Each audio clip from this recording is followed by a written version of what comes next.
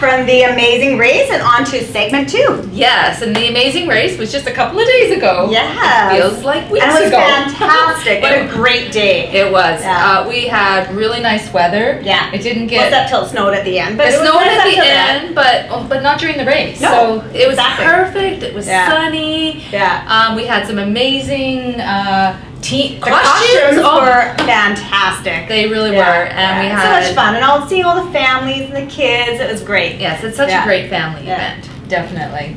So tonight is week 7. That's right, week 7. And tonight is just the weigh night, and we have some talking sugar from Herbalife. Yes, Herbalife will be talking on sugar. Yes, I need to listen really well on that one. I know, I do too. We'll have to. Yes, listen hard. Yeah. And then we're unveiling the Apprentice. Yes, tonight. very exciting. So the Apprentice segment. Yes. And then we have Karen coming from Connect Now. That's right. And she's going to be speaking on team leadership, raising money for charities, nice. All kinds of wonderful leadership skills and excellent. And ways to become entrepreneurs if you want, because this is kind of like becoming an entrepreneur, doing a fundraiser. So you get a little taste of what it's like. Excellent. Good. Okay. Well, shall we go get ready? Yeah, let's get ready. The girls are lining up. See you later. Talk to you after. Bye. Bye. Hey. She is the founder of Speaker Success Formula. She is a trainer, coach, and an international speaker, and she has 2 best-selling books. Please give a big round of applause for Karen McGregor. Let me tell you a little bit first about why I'm here, just to give you some perspective. A number of years ago, I was really struggling to fill my workshops, and I was a workshop leader, and I couldn't fill them. But my kids were about 6, 7 years old, and I thought, well, hey, if I'm going to not do well now is the time, because I got these kids and I want to make sure they're taken care of, and I love to spend time with them. And so that was my thinking, was it's okay if I'm not that great at this. I got the kids. And then I found myself going through a divorce. And during that time, I remember, do you ever have a trauma where you remember the whole thing with a single image, like it's represented by one image? Well, it was my husband's moving truck backing out of the driveway. And when I watched this truck back out of the driveway, I thought, our lives are never going to be the same again. And I didn't know what to do. I knew I wasn't making enough money to survive. And next day, I was sitting next to 2 lawyers on either side of me. And they said, Karen, you got to go back and get a real job, because this speaking and selling books business and these little workshops you're doing are clearly not paying off. So you should just go back and get a job. And at the time, I actually thought, well, they're probably right. I should do the responsible thing and go back.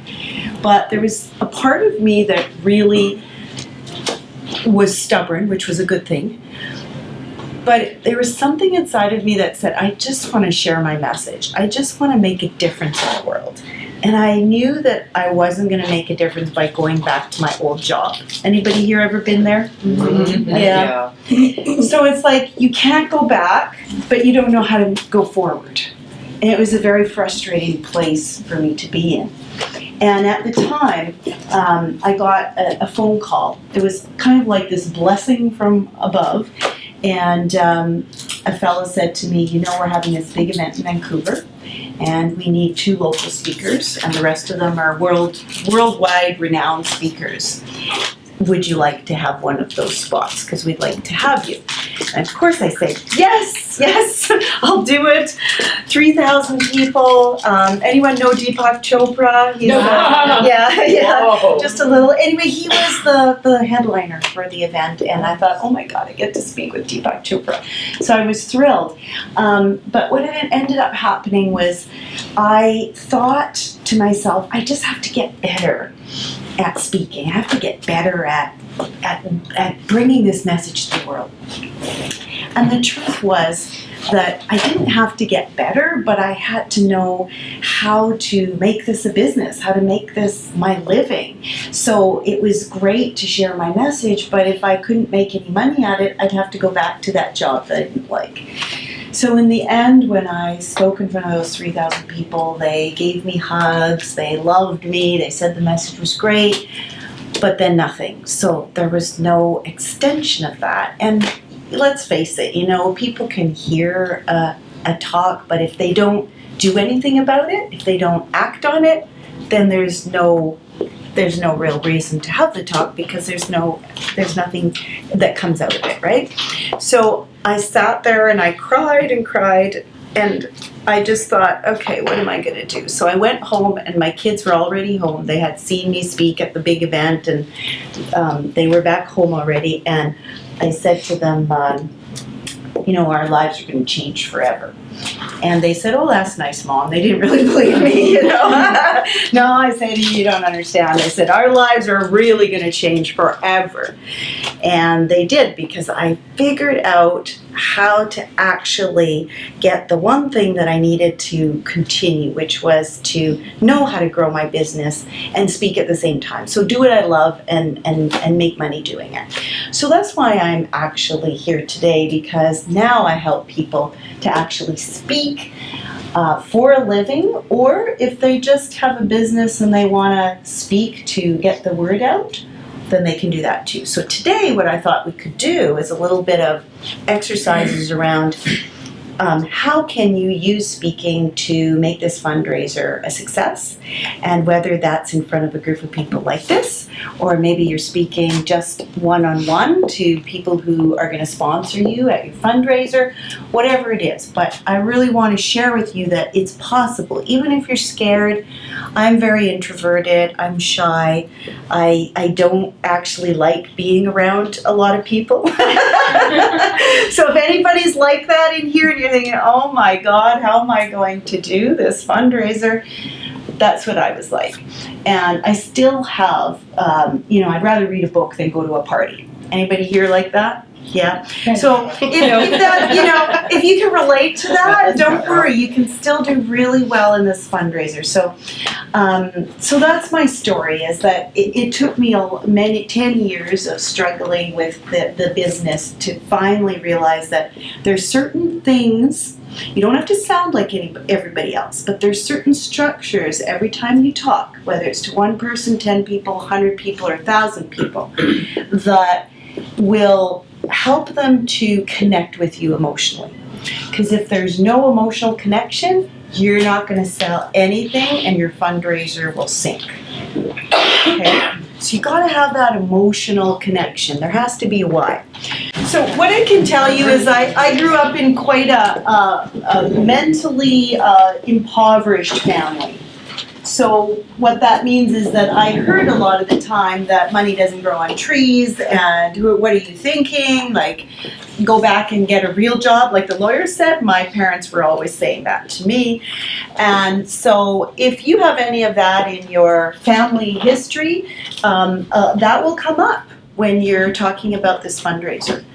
And it will show up in all sorts of interesting ways, but just be aware that your beliefs around money, how easily money can come, how easily it can be raised, it all has to do with your childhood and even adult experiences of money. Some of us make lots and it slips through our fingers, okay? Some of us believe that we can't ask for money. So there's all sorts of things around money that you want to be aware of as you are working with your team. Because each person on the team is going to have a different belief about money. Would you agree? Mm-hmm. Right. So understand and respect where each other is coming from, but also don't set limits on yourself. So this is one thing that I wrote as the challenge was being given to you was the one thing I encourage you to do is to think big. So if you heard, I think what was last year was the top group raised 6,000. Okay, that is not acceptable. 10,000. 10,000. Yes. 10,000. That's right. And I want you to know that I grew up in this family, right? And the last 2 years, I've sold over $1 million in my own products and services as a single mom. So I want you to know that I'm nothing special. I don't have any special skill sets, but I did change my attitude and I found the right help to be able to grow my business the way I wanted to. So I want you all to know, if it's 10,000, it's 10. If it's 20, it's 20. If it's 30, it's 30. But I want you to know that it's possible. Got it? Mm-hmm. Okay. All right. So the first thing is ask for what you want. This is really important. Most people don't ask for what they want because they actually don't have conviction that it's possible and they don't have clarity on what they want. So in this group, when you're working with your group, I want you to really get clear before you make any plans. There's some things you need to get clear on. Okay? So one is ask for what you want. And what is it that you want? And get really, really clear on that. Because people will say yes. They will. And I'll get to how they say yes in a minute. All right? Because people want to help. They do want to help. The other mental thing I wanted to say is that if someone says no to you, would you agree that it's hard to hear the word no? I'm not giving you anything. It's hard, right? Yes. It's hard for all of us. In this case, I want you to know that if you hear a lot of no's, it's actually a blessing because you're going to stop, regroup with your team and say, we're not doing something right. Because after quite a few no's, you know that you got to change course, change direction. Something's not right. However, if you get, let's say, 3 no's and 1 yes, and 2 no's and 1 yes, isn't that fun to get a no because you know that you're getting a yes, right? Your yes is coming. So be aware of that. If you're getting some yeses, be grateful for the no's. But if you're getting a lot of no's, then you got to regroup and do something different. So as a group, you have to decide on what is the story that you're going to share about what you're doing and why you're doing it. It has to be compelling. It has to be heartfelt. People have to nod and say, oh my gosh, that's cool, I want in, right? So what is the story that you're all going to, in your group, share that is so compelling that someone wants to be part of that vision? So a good story always starts with a challenge or a problem. What is the challenge or problem? Get straight to it. Don't dance around it. Get straight to the challenge or the problem at hand. And then the next part of the story is often, how is that problem being addressed? How is it, how are the troops or the person or whoever it is that you're speaking of, maybe it's the whole group, how are they working through that problem? How do they push through it? What are some of the highlight points of pushing through that problem, right? So give an example maybe from someone from your group if you wish, okay? Think about the hero's journey, that you're all on this hero's journey, that you're pushing through big challenges and problems to get to a certain spot, right? What is that spot? You have to decide for yourself. You have to describe it. But the story must have where you were, where you're going, and where you're headed.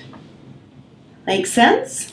So where you were, where you're going, and where you're headed. Because people buy on vision and they buy on values. They invest because they believe in what you're doing. Would you agree? Mm-hmm. So think about that for your story. What is the key reason that they would go, oh my gosh, I believe in what you're doing, right? What is that thing? And show it throughout the story as you're telling the story. Okay? Here's the other thing. If you think about stories of the most effective stories, they're never about groups, they're about an individual. So you can start saying, this is what we are doing, but find an individual story that's so compelling within the group, perhaps, or maybe the founder of this, whoever it is, but you tell the story of one individual. If you think about this, the people who raise funds for poverty in developing countries, if you look at the commercials, they're always to do with one child. Would you agree? Yep. Yeah. And it's the story of that one child or that one parent and what that parent or child is going through. Why do they do that? Because we feel more in our heart for one child or parent than we do for a group. I know it's weird. It shouldn't be that way, but that's the way humans are. They always feel more when it's an individual story. What is the story that if you could tell someone this story and it's so compelling that they would want to come to your fundraiser, what would that story be? And remember, you want to start with the challenge and then work up to how is that going, right? And then where's the vision? Where are you headed? Where's this ultimate goal and why is it important to get there? All right? Thank you so much, everybody.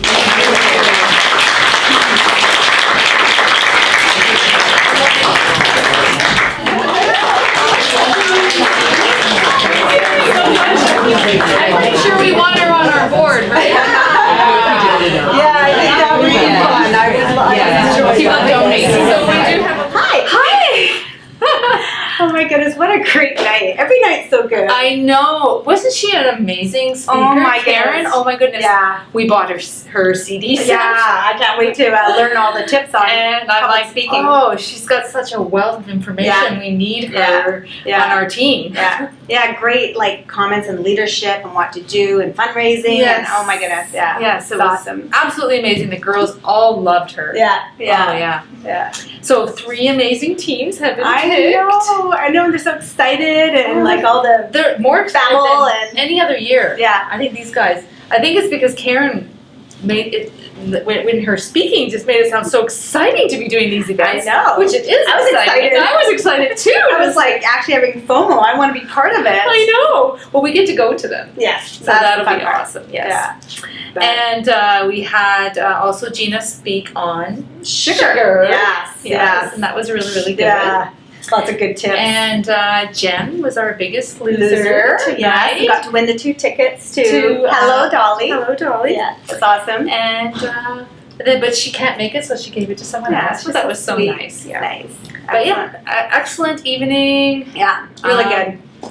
Really look forward to the next couple of weeks. Yeah. Seeing all these events and getting to get to know the girls a little more.